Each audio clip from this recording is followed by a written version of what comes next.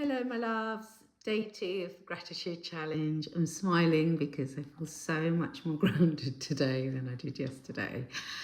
And also feeling like I'm landing here with this challenge. I think yesterday was a bit like, oh my God, I've arrived. And oh my goodness.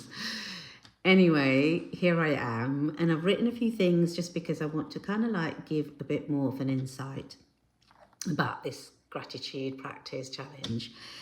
So, something I've been thinking about is when we start affirming about ourselves, about gratitude for ourselves, it really softens those parts of us that we've hardened. You know, those parts of us that we've judged, those parts of us that we have hidden because we're ashamed of them, all those parts of us that we sort of like dismiss and abandon. This practice will really start nourishing you from within, okay? And it will really replenish you.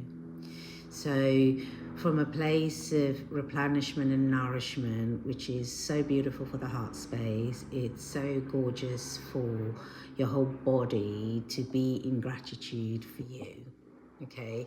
Compared to judging you, being critical of you, it's like you are draining you. You're draining your life force, whereas this practice is going to really expand you, nourish you, fulfill you, and you will feel the life force energy going through your veins, through your blood, in your bones. So that's one thing I wanted to say.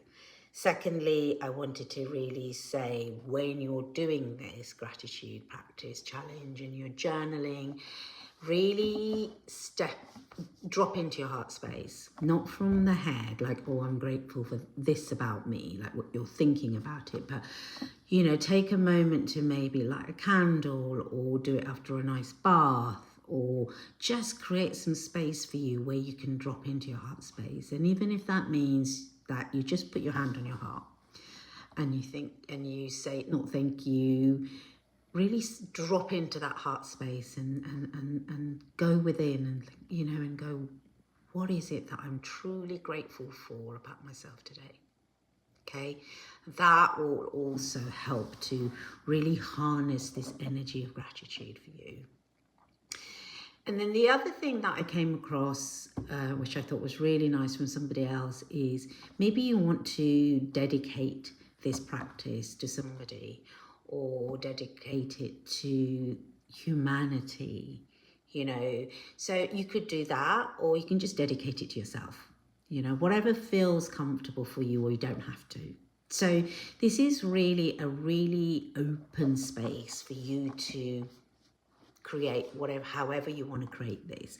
And so whatever you decide today doesn't actually have to be for the 30 days. You know, one day you might think, oh, actually, I do want to dedicate this practice to a friend who's really struggling, and or something else like that. Okay, so just sort of, you know, you can be really fluid with it. There's no big sort of rules about it. I'm just giving you loads of stuff that you could just be getting on with. Okay, so let's go. The other thing I want to say before going about the three things I'm going to talk about, gratitude for myself today, is we're on the last day before the fire horse energy comes in tomorrow. And we're going to be we're right at that, you know, peak time where everything is shifting, the energy.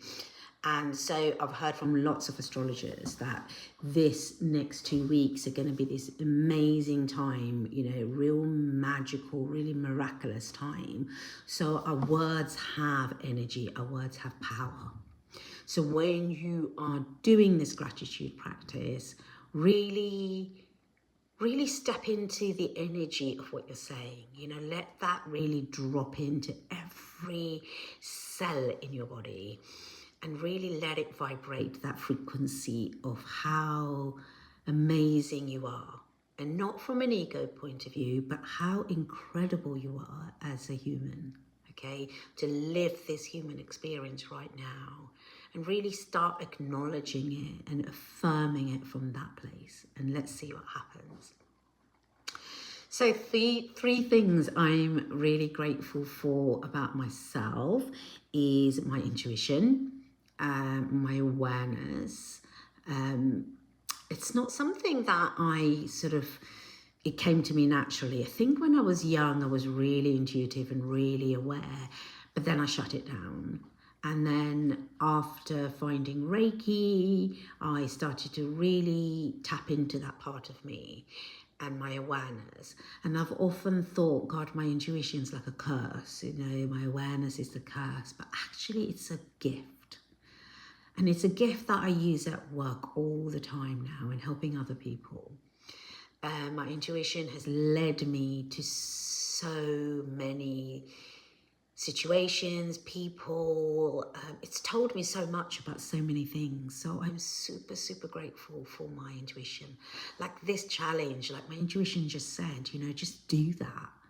And that's, how this came about too. It wasn't just my critical voice, which I was talking about yesterday. It's also really my intuition said, do something. And 15th of February just came. It was just my intuition. Little did I know that it's such a magical time into, this 2 weeks as we're entering into this two weeks of complete potency. So I'm super, super grateful for my intuition. Secondly, I'm really grateful for showing up here unpolished.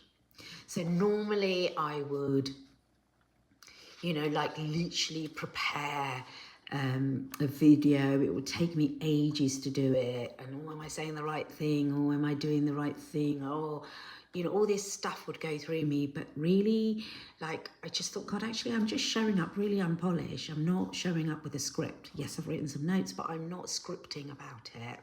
So I'm really, really grateful. And this is what I really wanted it to be like as well. Like super authentic, super organic, genuine, not like, trying to pretend I'm grateful. That's not what this is about. This is really about being unpolished. So completely set yourself free if this resonates with you. And then thirdly, I wrote down my curiosity.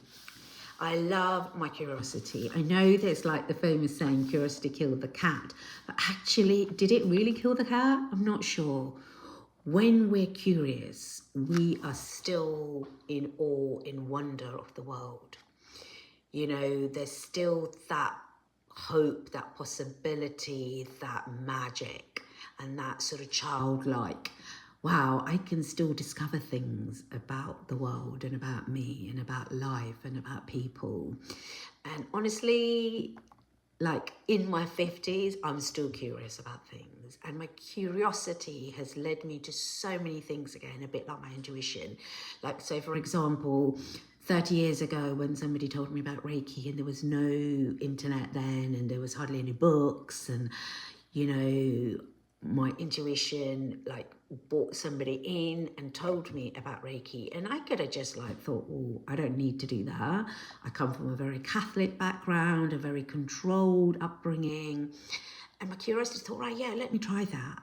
And my curiosity actually opened the door for this whole alternative world, and to really discover those beautiful parts of me. Had I not gone down that road, I wouldn't be doing this today. I wouldn't be who I am today.